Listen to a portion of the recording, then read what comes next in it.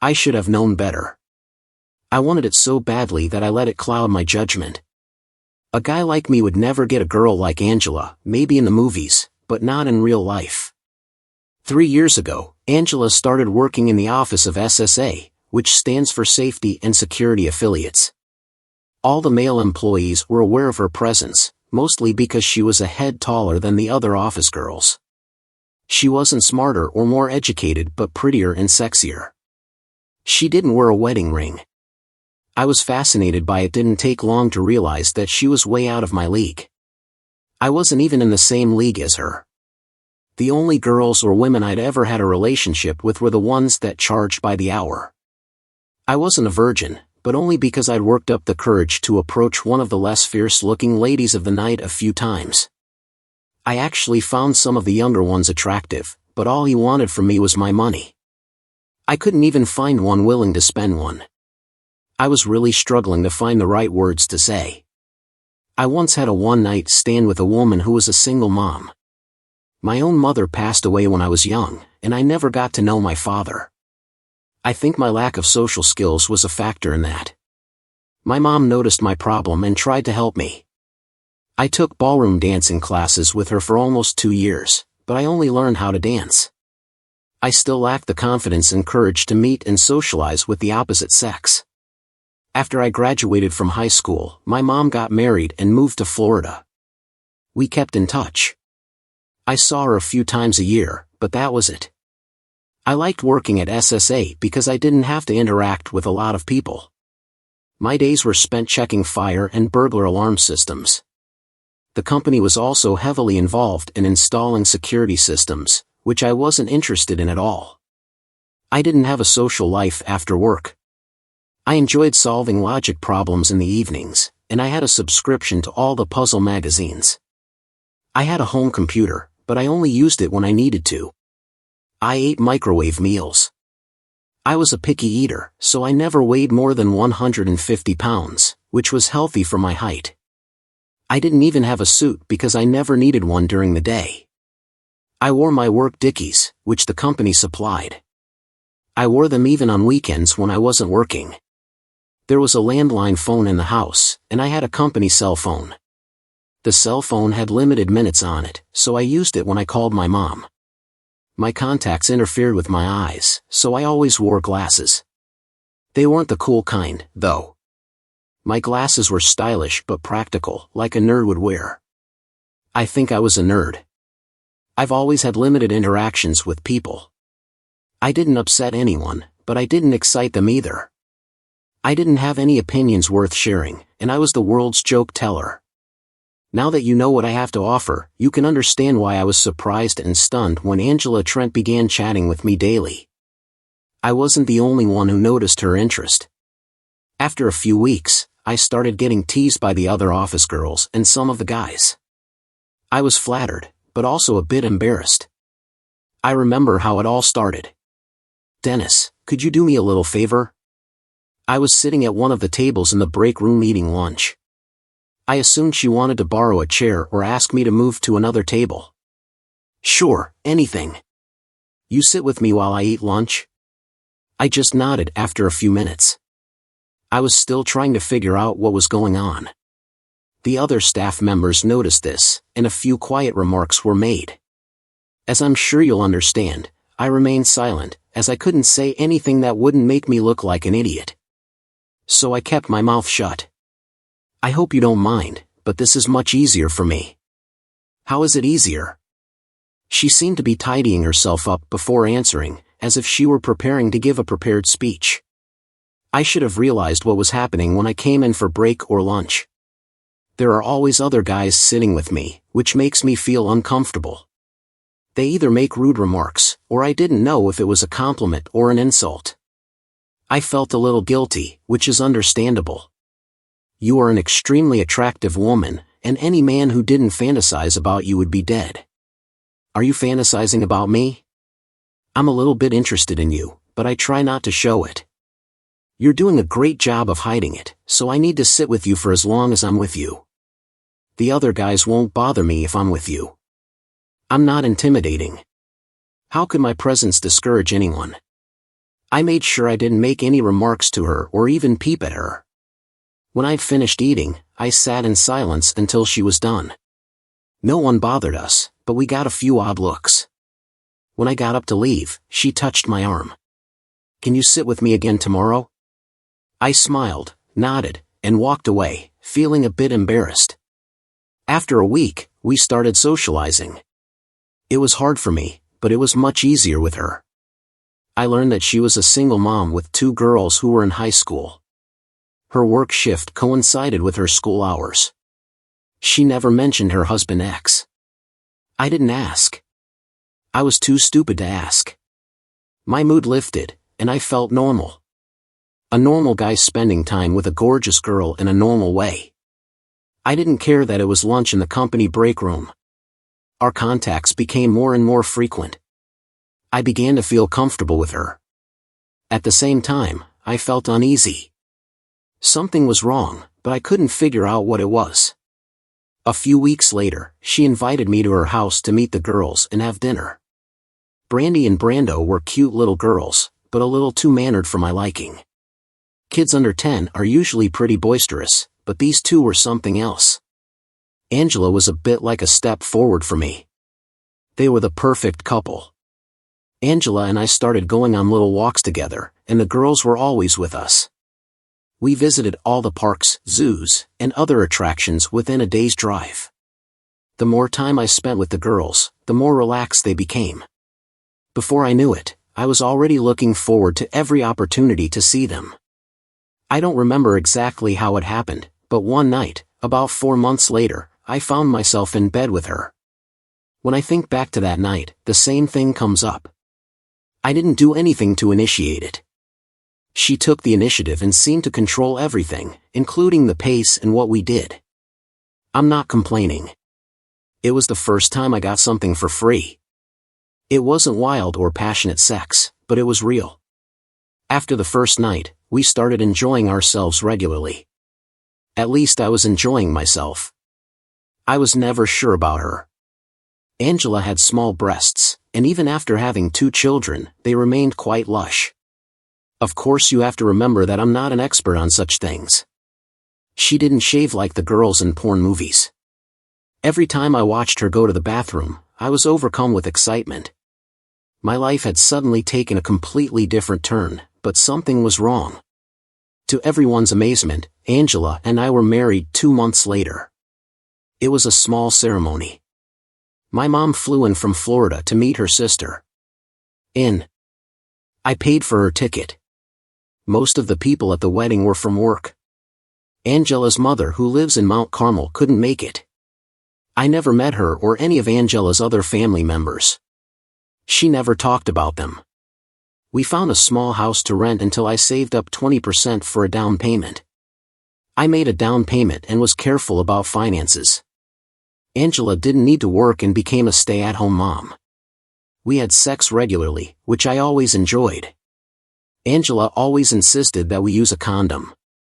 I had the perfect wife and 2 perfect daughters. After the first year, I assumed things would calm down, but they didn't. It would calm down, but it never did. Every day was the same, and the longer it went on, the more paranoid I became. In the evenings, I would sit in silence, trying to figure out what was wrong. The problem was that nothing was wrong. Angela was a wonderful wife, a wonderful mother, and a wonderful partner. I began to think I was going crazy. I was lost in my own thoughts and couldn't stop. I kept asking myself, why is this happening to me? Why am I persistently destroying my life? The best part of the wedding was the time I spent with the girls. I think they enjoyed it as much as I did. I'm a logical person. I like to analyze things and draw conclusions. It's my nature. There was no reason why I couldn't. Take a step back and think about what's going on here. I wasn't going to turn into some annoying nosy person, but I would have to start paying attention to things and figuring things out. I made a mental note of a few questions that needed to be answered. Why had I never met anyone from Angela's family? What was she really doing visiting her mother? In Mount Carmel, several times a month, I had to ask myself why the girl's father was such a mysterious figure. I had one question to answer first. What did she keep in a small locked folder on a shelf in her closed closet? The only time I had seen her with it was when she was enrolling the girls in school. I didn't even know where she kept the key. I decided to start by looking in the locked box. It was a logical problem, a real-life logical problem. I suddenly found myself looking forward to something and not being paranoid. My attitude changed for the better. Angela was always going to the hairdressers at Elegant Chic every Tuesday morning. It was a very expensive salon, but I never saw it on the credit cards. I figured she was paying in cash, but she never had much cash on her, and I never saw any evidence of unusual cash withdrawals. Of course, I had no idea how much a hair appointment should cost, so I had no point of reference. It just seemed odd. I pulled into the house mid-morning Tuesday with no problem. I waited until she left to go into the house. Standing in front of the closet, I began to worry that she might have a clue placed on or near the. I thought about it for a few moments and then decided it was probably a bad idea. She was confident in her position in the house and that her box would not be disturbed. I was a good guy, and I was someone she could trust. I wouldn't pry under any circumstances. I carefully removed the box and started working on the lock. It was a simple flat key with very simple notches. It took less than 2 minutes to open it. Inside, I found her birth certificate. There was nothing special on it. She had also put I also found a marriage certificate, some newspaper clippings, and a few pictures in the box. One of them was of her high school graduation. She was just as beautiful then as she is now. Her prom date looked familiar, but I couldn't remember who he was. The last thing in the box was 2 birth certificates for the girls. They were both born at Pottsville Hospital, but the most interesting part was the father's name. Anthony Ryder was listed as the father of both Brandy and Brenda. I recognized the guy in Angela's graduation. Anthony Ryder was a member of the state assembly and was selected to run for the next election to the United States House of Representatives. He was handsome and charismatic, and all the women voters loved him, and the men admired him. He had every chance of being elected. He was married to Emily Wilcox, the daughter of one of the wealthiest men in the northeastern part of the state. Some people said that Anthony's rise in the political world was due to the support he received from his father. And Emily Wilcox was a bit of a paradox. Their marriage was a big deal at the time, with all the newspapers and magazines writing about it. When they got married, she was a pretty modest, unassuming little thing. But over the years she seemed to change, and not for the better. At one point she dyed her hair blonde and started wearing it in styles that didn't suit her. Her makeup gradually became a bit too revealing, with too much blush, too much plucking and too much lipstick. Her outfits and breasts changed. She seemed to have gone from regular to a pair of grotesque double Ds. It was a shame her character didn't match her looks. I often wondered if she knew people were laughing behind her back. Of course it was none of my business, so I didn't give it too much thought until today. Angela shouldn't notice that the box has been moved or opened. I was very careful. I really didn't believe she was referring to it. She was looking at the box too much. From what I know now, I didn't understand why she would want it. In fact, it would have made more sense for her to keep the box at her mother's house. Now I knew a little more than I had before. Angela had been friends with Anthony Ryder since high school and was the mother of 2 of his children. Actually, there were only 2 because with Emily he didn't have any.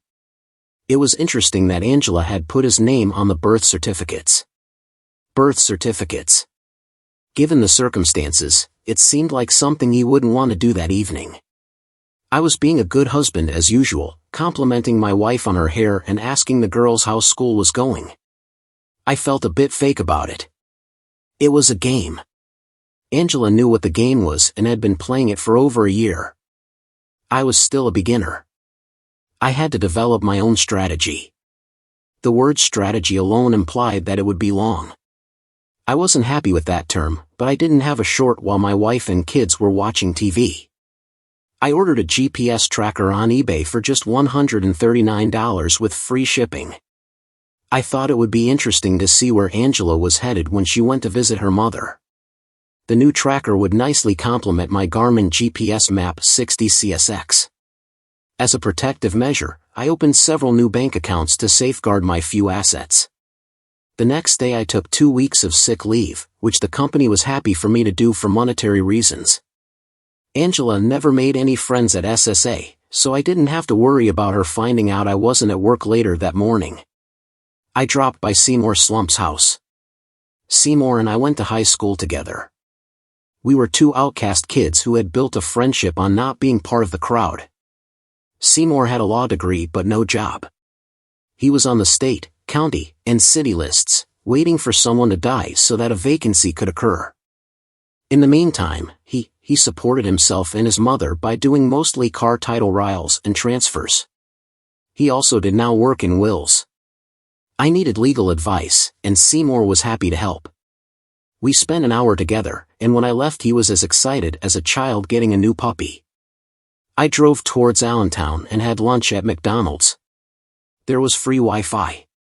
Fee and I had my laptop within an hour.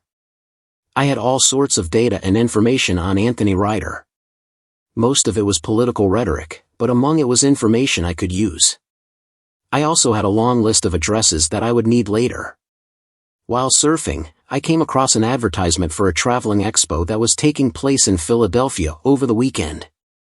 Angela and the kids were going to visit her mom on Friday after school, and I thought the expo looked good.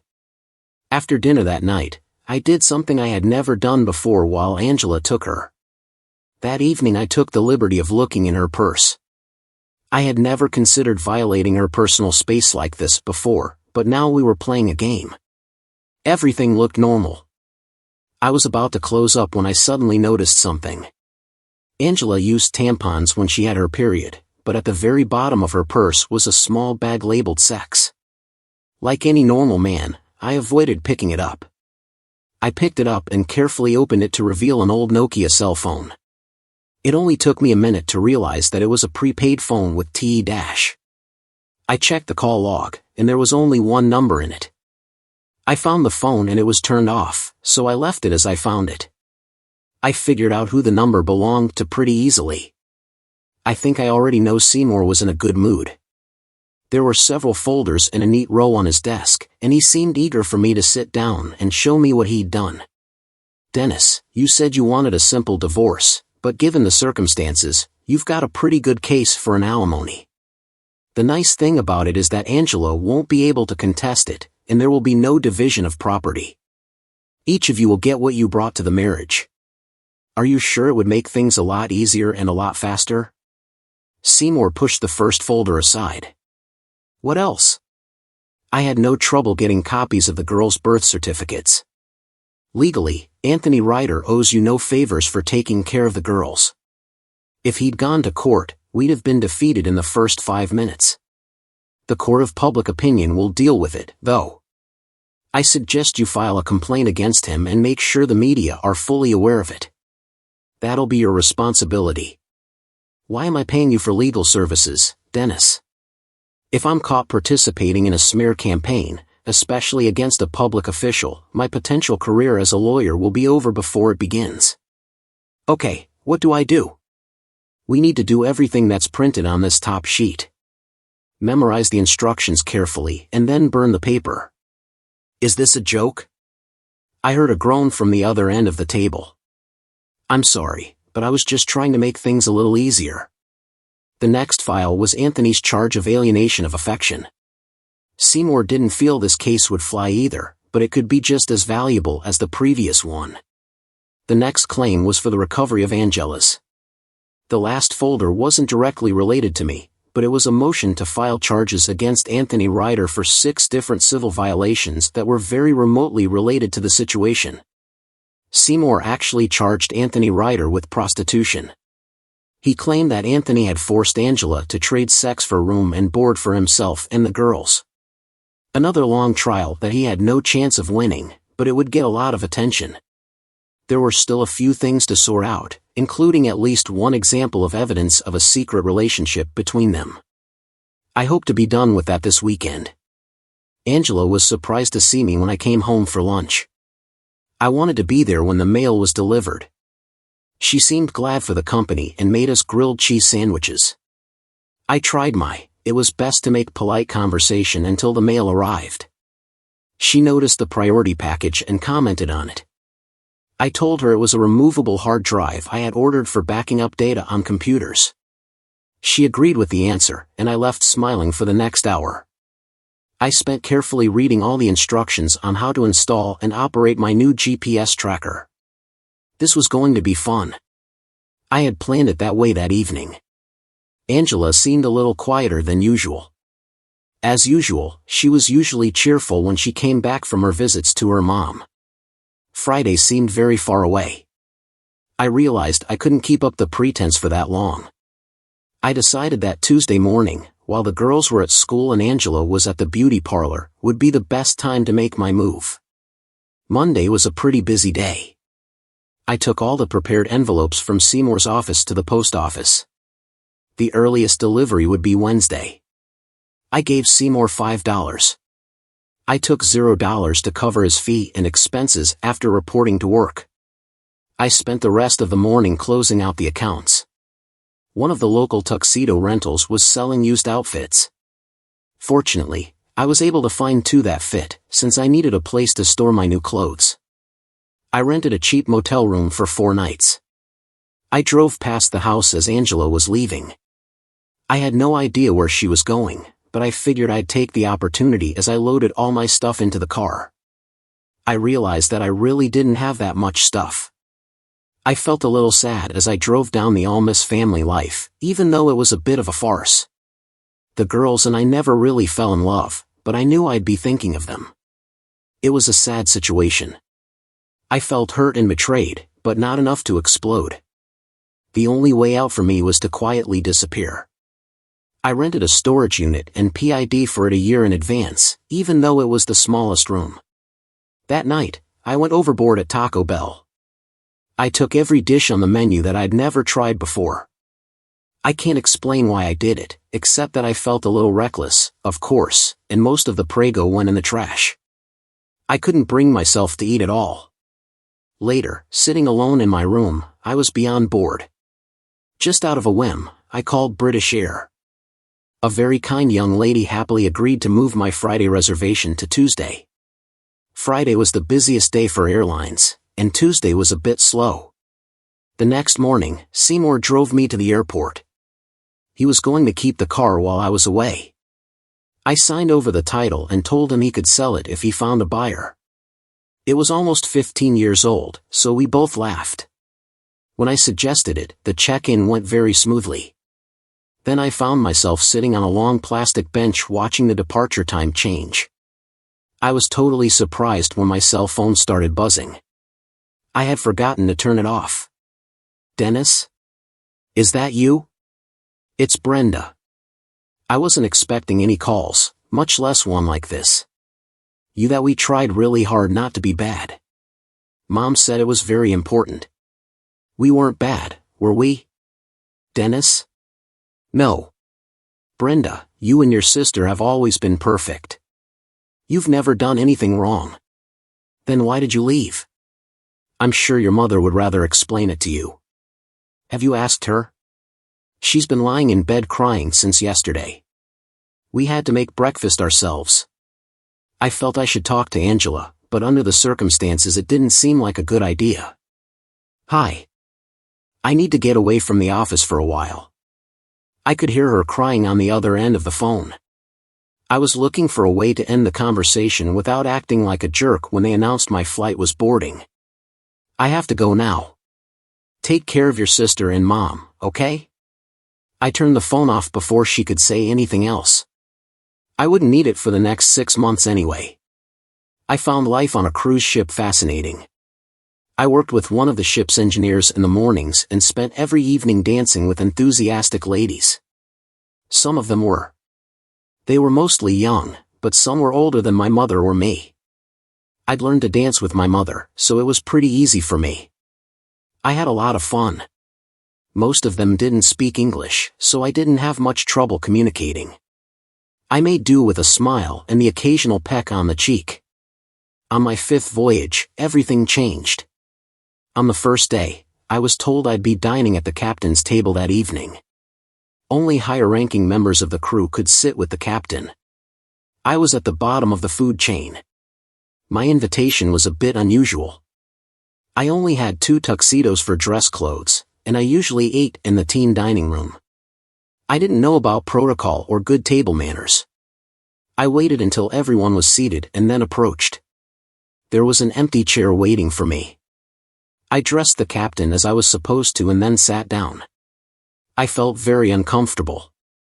I looked around the table trying to figure out why I was there. To my left sat a large, sweaty man who seemed to be speaking Greek. To my right sat a well. I caught sight of a woman my age who seemed vaguely familiar when I glanced in her direction. She smiled slightly and looked at me, but I quickly averted my gaze as the food was served. I tried to pay attention to what the guests were chatting about, but it was difficult. I'm not a great conversationalist, and having to speak in multiple languages didn't help. I kept telling myself that the hellish dinner would be over soon. When the dessert dish was brought to me, I felt a hand on my right arm. I turned my head and she spoke. "Relax, Dennis. You look awfully tense." No one had ever introduced me, but she knew my name. I realized that must be the connection, the reason I was at the captain's table. Who was she? How did she know my name? What did she want? It wasn't mysterious and exciting. It was frightening and unnerving. The infernal meal would soon be over. When we finished, the guests began to go about their business. I was still sitting when the mystery woman took my hand and led me to one of the quieter areas of the bar. I followed. I followed her like a puppy following a dog, and I didn't know why. "You have no idea who I am." I just nodded. She laughed lightly. She had bleached blonde hair, lots of makeup, and big boobs. "Oh my God, you're Dolly." Pardon my failed attempt at a joke. I got a poke in the ribs and another small laugh, more like a giggle. "You're not paying attention, Dennis." I think I had an idea of what the answer would be, but knowing that answer made me think of even more questions. Emily Ryder smiled at my answer. "I prefer to use my maiden name." "Okay, Emily Wilcox." Neither of us said anything. "Is the waitress setting out our drinks?" "Mrs. Wilcox, I realize we're related somehow, but I don't see how that could have caused you to." "Dennis, I'm just here to thank you. You probably don't realize the impact you've had on my life. I've never met you before or even seen you up close. Of course you look quite different from before. It was mostly just hair and makeup. Thank you." At this point she noticed I was looking at her breasts, or what used to be her breasts. She couldn't help but laugh at my discomfort. "The doctor put them in, the doctor took them out. I've never been so happy to be rid of those damn melons. They made me feel ugly." I didn't know what to say. Any comment would have sounded rude. She continued her explanation. "I just replaced the double D's with small BS. It took a little work, but the pay was good and I'm happy." I think I blushed. There was a lull in the conversation and we both took sips from our drinks. "Oh, before I forget, I have something for you." Emily reached into her purse and pulled out an envelope folded in half to fit. She smiled as she held it out. "It's a nice little nod to your marriage. Daddy got it finalized without a problem. You're not married and you've never been married. That's pretty great, isn't it?" Her words were bittersweet. She seemed more pleased about the nod than I was. It wasn't what I wanted, but what I thought I needed. I'd gotten used to the idea of being I wanted to be married, but under different circumstances. I smiled at Emily every week and said thank you. "I'm not very happy about this, Dennis. This whole situation has been a little painful for me." I asked the waitress to bring 2 more drinks. I usually limit myself to 1 a night. "I don't want to pry, but what is the status of your marriage? Are you divorced or are you going to be divorced?" Emily Wilcox wrinkled her nose slightly, looked at her watch and smiled again. Dennis, in exactly 22 minutes, I will be a widow. That was an interesting statement. I tried to think of a clever response, but nothing came to mind. The impact of her statement finally reached my brain and I went numb. The waitress put our drinks down and I downed mine in one gulp. Don't look so shocked. It was a compromise. What does that mean? In another 7 days you were supposed to die in an automobile accident south of Pottsville. 2 days later I was supposed to drown in a boat off Long Island. It was all planned. The conversation was no longer light and casual. My drinking companion was no longer smiling and the whole tone had turned serious. I absorbed the few bits of information she'd just given me and started to feel a bit sick. I'm very sorry, Mrs. Wilcox. I'm afraid the last drink was a bit strong for me. Please excuse me. I stood up and started to leave the room. She didn't try to stop me. I did feel a bit sick. I had a bit of a stomach upset, but I don't think it was because of the drink. I didn't sleep well that night. Instead of eating with the team, I waited until the first breakfast and found Emily. She was sitting at a table alone, which is a luxury only available to the most affluent guests. The waiter recognized me in my work clothes, and we were met with a perplexed look. Emily nodded to indicate that everything was fine. She indicated that everything was fine by holding out her full glass of orange juice to me across the table as a greeting. Are you a widow now? She asked. Ryder leaves a widow, Emily, but no children. Mrs. Ryder was not near her husband at the time of the accident. Anthony Ryder was a candidate for a seat in the U.S. Senate until some allegations of inappropriate behavior surfaced a few weeks ago. I read the rest of the message and was amazed at the effect. My silly little mailing scheme had the waiter put a small plate of fruit in front of me, which I started to eat. What's going to happen to Angela and the girls? Nothing, Dennis. She wasn't involved anymore. I guess you couldn't have known. What do you mean? Shortly before you left, you followed them to a cabin in the Pocono Mountains. Do you remember that? Of course. How do you know that my father installed bugs in the cabin and Anthony was constantly being watched? They used the same thing every time they met. You didn't stay long that day. Not long after you left, Anthony and Angela had a big fight about something he was. Angela decided she didn't want anything to happen to you. Anthony was adamant that they stick to the original plan, which was to kill us both. She refused and left the cabin. She spent the rest of the weekend with her sister in Frackville. Is that where the girls were? Where's her mother? My mother is in a nursing home in Pottsville, and Anthony is paying her expenses. I finished the fruit and poured myself a cup of coffee from the machine on the table. Why would he want to kill us? What did it get him? We were never sure, but it seems he was hoping to get sympathy votes because he was a grief-stricken widower. On top of that, he would have inherited a lot of money. I think he was hoping to further elevate his position by marrying a widow with 2 little girls. Everything was planned to make him look good in front of the public. It's a pretty stupid plan. What does he gain by killing me? Of course I'm a little biased. They both laughed at my feeble attempt at black humor. Why did Angela decide to abandon this plan? Dennis, you'll have to ask her, but I think she's starting to have feelings for you. She used me from day one. I was just a tool for her. There's no way she had any feelings for me. Don't count on it. How do you know all this? My father has been following all of this for over a year now. Why are you here? My father is a very slow and meticulous man. We knew what was going on for a long time and realized we needed to get it over with. But according to him the time was never right.